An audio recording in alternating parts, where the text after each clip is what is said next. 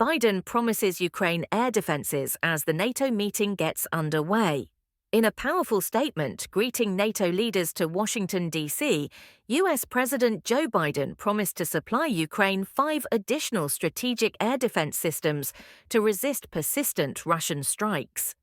The president said at the beginning of the conference that the military alliance was more powerful than ever and that it was facing a pivotal moment in the conflict between Russia and Ukraine. His statements were succinct but forceful. In light of the rising number of civilian deaths in the conflict, Mr. Biden announced that the US would work with Germany, Italy, the Netherlands, and Romania to send Patriot missile batteries and other systems to help Ukraine. The declaration was made just 2 days after a children's hospital in Kyiv, the capital of Ukraine, was destroyed by a Russian missile. The mayor of the city described the strike as one of the worst since the start of the conflict. Over 100 people were hurt, and over 43 people died as a result of Monday's explosions across the nation, according to officials. Although Moscow denied any involvement in the strike, the UN and experts who spoke with BBC Verify placed the blame there. For months, President Volodymyr Zelensky has beseeched his Western allies to increase the provision of air defences. Over the course of the upcoming year, NATO intends to donate dozens of smaller, strategic anti-air batteries, in addition to 5 strategic air defence systems.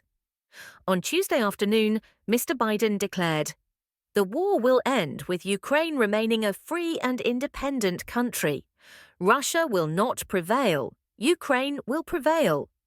At his 13-minute speech, President Biden maintained a precise and concise tone, which contrasted sharply with his rambling delivery at Trump's presidential debate last month. In an address that appeared geared toward assuring domestic and international supporters that he can defeat Donald Trump in the election, the president issued a dire warning, claiming that autocrats have destroyed the international order. There was a sad atmosphere during the Congressional Democrats' private meeting to discuss Mr. Biden's leadership of the party, lawmakers told the Associated Press news agency. Mikey Sherrill of New Jersey, the 7th Democrat in the House of Representatives, publicly urged Mr. Biden not to seek re-election later on Tuesday, stating that the stakes were too high. Reports state that visiting diplomats also voiced doubts about Mr. Biden's future. One anonymous European diplomat told the news agency Reuters, "We don't see how he can come back after the debate. I can't imagine him being at helm of the US and NATO for 4 more years." In response, Mr. Biden's team has made an effort to demonstrate that the 81-year-old is still capable of handling the rigors of presidential duties.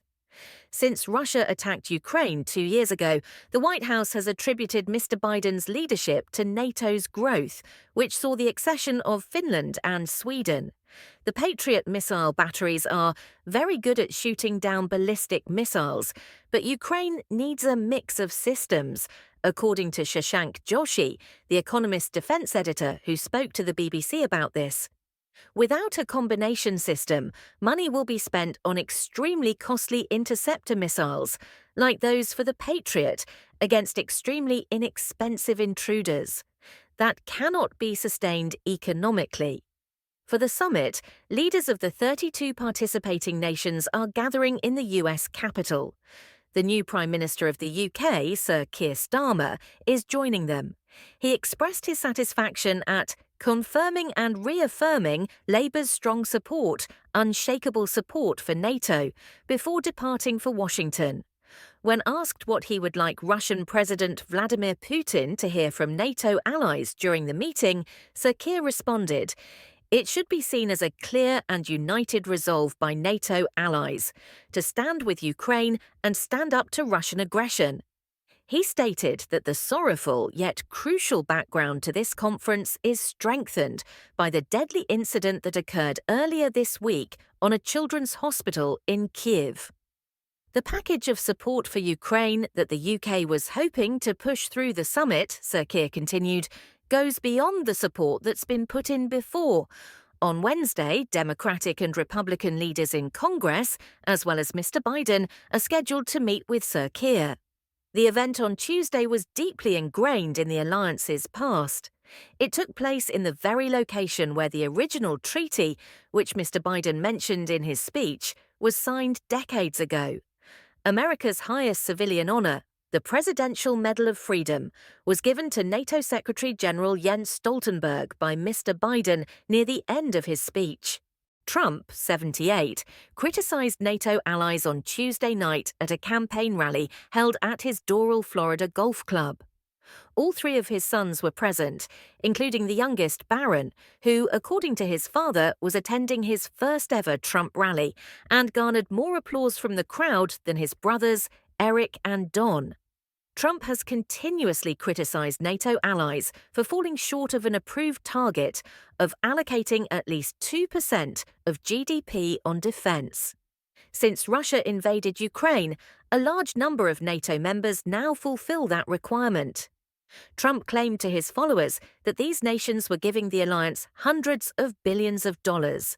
More because, as president, he had threatened to protect you from Russia unless they increased their contributions to the alliance.